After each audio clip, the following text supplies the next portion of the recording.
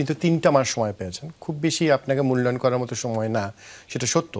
আমাদের স্টুডিওতে তামিম ইকবাল এসেছিলেন, আপনার সাথে যারা ইলেকশন করবার কথা আর কি এখন পর্যন্ত শোনা যায়। তামিম দীর্ঘদিনের অভিজ্ঞতা, আমাদের ক্রিকেটের বড় ব্র্যান্ডিং সে মানুষটি, তিনিও বলেছেন আপনাকে 3 মাস মূল্যায়নের জন্য যথেষ্ট সময় নয়। কিন্তু একটা প্রশ্ন তিনি তুলেছেন যে 3 মাসে বুলবুল ভাই কি কাজ মানে প্রকাশ্যে দেখা যায়, এরকম দৃশ্যমান ওয়ার্ক তিনি আসলে খুঁজে পাননি এইভাবে। এটা তো ইনফ্যাক্ট আমি কি নিজেকে প্রমাণ করতে এখানে আসিনি, আমি এসেছি বাংলাদেশ ক্রিকেটের যে গ্যাপগুলো আছে সেগুলো ফুলফিল করতে। আমার যে ট্রিপল সেঞ্চুরি প্রোগ্রামটার কথা বলছিলাম, সেই ট্রিপল সেঞ্চুরি প্রোগ্রামটা কিন্তু আমরা সব জায়গায় কাভার করি। দেখেন বাংলাদেশের ক্রিকেটে নাম্বার 1 সমস্যা যেটা আমার কাছে মনে হয় এই খেলাটাকে প্রোটেক্ট করা, সেই প্রোটেক্টটা আমাদের প্রোগ্রামে আছে। হাই পারফরমেন্স ফর অল আমরা বলি, দেখেন হাই পারফর্মিং একটা নেশন হতে চাই আমরা হাই পারফরমেন্স বলতে কিন্তু শুধুমাত্র প্লেয়ার বা প্লেয়ার বা আম্পায়ারদের বোঝায় না। হাই পারফর্মিং প্রত্যেকটা বাংলাদেশের প্রত্যেকটা ক্রিকেটের সাথে যারা কাজ করে সেই ধরনের একটা হাই পারফর্মিং আমরা যদি এনভায়রনমেন্ট না করতে পারি তাহলে কীভাবে আমরা হাই পারফর্মিং কান্ট্রি হব।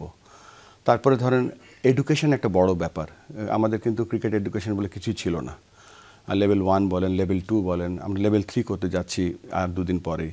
সো এডুকেশনটা একটা বড় ব্যাপার। দেশব্যাপী আপনি ক্রিকেট যদি ছড়িয়ে দেন, ক্রিকেটের বর্ণমালা সকলকে শেখাতে হবে প্রপারলি। সো সেই জন্য কিন্তু আমরা সেই কাজটাও শুরু করে দিচ্ছি, যেটা ছিল না। আমাদের বিভিন্ন এজ গ্রুপ টিম আছে, আমাদের হাই পারফরমেন্স টিম আছে, আমাদের এমার্জিং টিম আছে, কিন্তু আমরা সবসময় কিন্তু কোচ নিয়ে আসি স্পেশালিস্ট কোচ বিদেশ থেকে। তো আমরা গতকালকে শেষ করলাম একটা স্পেশালাইজড ব্যাটিং কোর্স, সেটা জাস্ট একদিন আগে। আমাদের কাছে ধারণা ছিল বিদেশি কোচ আসবেন, সেটা হচ্ছে ন্যাশনাল টিমের জন্য। তারপরেও কিন্তু আমরা কিন্তু যখন একটা কোচিং কোর্স করাই তখন কিন্তু ব্যাটিং, বোলিং, ফিল্ডিং সব কিছু শেখাই, কিন্তু স্পেশালাইজেশন যেটা সেটা তো করাই না। তো সেই লক্ষ্যে কিন্তু আমরা ব্যাটিংয়ের স্পেশালাইজেশন কোর্স শেষ করলাম, এরপরে ফাস্ট বোলিং করব, তারপরে স্পিন বোলিং করব, তারপর উইকেট কিপিং এবং ফিল্ডিং করব। সাথে সাথে বাংলাদেশের হিস্ট্রিতে বাংলাদেশ কিন্তু কখনোই আমরা লেভেল 3 যারা এলিট কোচ হয় সেখানে আমরা কখনোই করিনি।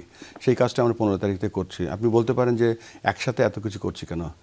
আমার এই টেনিয়রটা তো আমি জানতাম যে এই সময়টা আমার করতে হবে, এবং আমার কাছে মনে হচ্ছে এই কাজগুলো আমাকে করতেই হবে। আই ডু নট নো এরপরে আমি থাকি কি না। তারপরে আমার কাছে মনে হচ্ছে যে বাংলাদেশের ক্রিকেটের জন্য এই কাজগুলো করে যাওয়া উচিত। আজকে সাইমন টয়ফেল এসছে, তিনি আমাদের আম্পায়ারদের র্যাঙ্কিং ঠিক করবেন। আমরা নতুন গ্রাউন্ডসম্যান নিয়ে এসেছি, টনি হেমিন্সকে, তিনি কাজ করছে। তো এই কাজগুলোর মূল কারণ হচ্ছে আমরা বাংলাদেশকে একটা হাই পারফর্মিং কান্ট্রি করতে চাই। আরেকটা ব্যাপার দেখবেন যে ক্রিকেটের ডিসেন্ট্রালাইজেশনের যে প্রোগ্রামটা, এখানে কিন্তু আমরা 25 বছর ধরে টেস্ট খেলি, কারণ তো ক্রিকেটকে এখনও ডিসেন্ট্রালাইজ করতে পারিনি। আমরা পরীক্ষামূলকভাবে একটা টুর্নামেন্ট করেছি আন্ডার 16, আন্ডার 18-এ। আমরা পরীক্ষামূলকভাবে একটা বিশ্ববারে ক্রিকেট করেছি চিটাগং রিজনে, ফুল অফ সাপোর্ট এবং সাকসেস আমাদের কাছে এসছে। তো এখন বুঝতে পারছি যে ক্রিকেটটা ডিসেন্ট্রালাইজেশন কত জরুরি।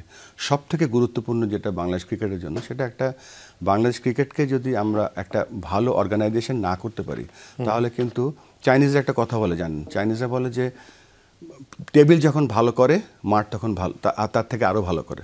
তো আমরা আমাদের টেবিলটা এখন গোছাচ্ছি। একটা খুব নাম করা একটা HR ফার্মকে কাজ দিয়েছি, তারা অলমোস্ট করে ফেলেছে কাজটা। তো খুব শীঘ্রই আমরা আমাদের ক্রিকেট বোর্ডের নতুন অর্গানোগ্রাম দেখতে পাবেন এবং নতুন নতুন রোলও দেখতে পাবেন সেখানে।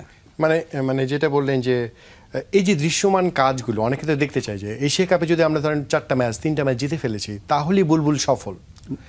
মানে আপনি সেটাতে যেতে চান না, আপনি চান যে একটা ক্রিকেট যেভাবে তার সিস্টেম ঠিক হওয়ার কথা উচিত, সিস্টেম ঠিক হলে তার রেজাল্ট এক সময় আসবেই।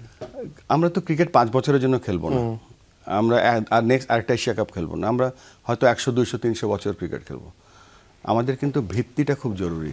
আমরা এখনও জানি না যে আমাদের দেশের ঢাকার বাইরে কী কী ট্যালেন্টেড ক্রিকেটার্স আছে, কি ফ্যাসিলিটিস আছে, কীভাবে এই ক্রিকেটটাকে আমরা কীভাবে আরও অর্থনৈতিকভাবে স্বাবলম্বী করতে পারি, কীভাবে পর্যটন বড় করতে পারি।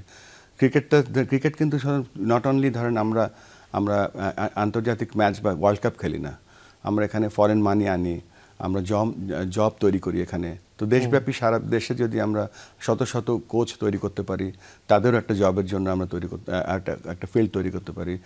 আগামীকালকে আমাদের মিটিং আছে মিনিস্ট্রি অফ এডুকেশনের সাথে। সেই মিনিস্ট্রি অফ এডুকেশনে 43,000 স্কুল আছে, আমরা তাদেরকেও টার্গেট করছি। দেখেন আরেকটা ব্যাপার ছিল, আমরা স্কুল ক্রিকেট খেলি সবসময়, কিন্তু ক্লাস 4-এর ছেলে কিন্তু ক্লাস 10-এর সাথে খেলে, এটা তো ঠিক না, ধরেন তার যে সাইজ বা তার যে স্ট্যান্ডার্ড।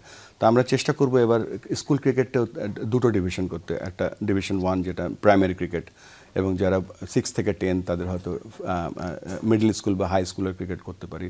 এবং কালকে এবং মিনিস্ট্রি অফ এডুকেশনের সাথে যেটা আমরা কথা বলছি, আমরা কীভাবে কলেজ ক্রিকেটটা আমরা ইমপ্লিমেন্ট করতে পারি। তাহলে আপনার দাঁড়িয়ে যাবে প্রাইমারি স্কুল, হাই স্কুল, উচ্চ মাধ্যমিক স্কুল এবং ইনশাআল্লাহ university school, university college, university cricket. So এতে হবে কি, এডুকেশনাল ইনস্টিটিউশনের আমরা একটা ক্লিয়ার পাথওয়ে তৈরি করতে পারবো, সেখানে প্লেয়াররা খেলবে, পড়বে, এবং সেখানে যত পিই টিচার আছে তাদেরকেও আমরা চেষ্টা করব ক্রিকেটের সাথে সম্পৃক্ত করতে।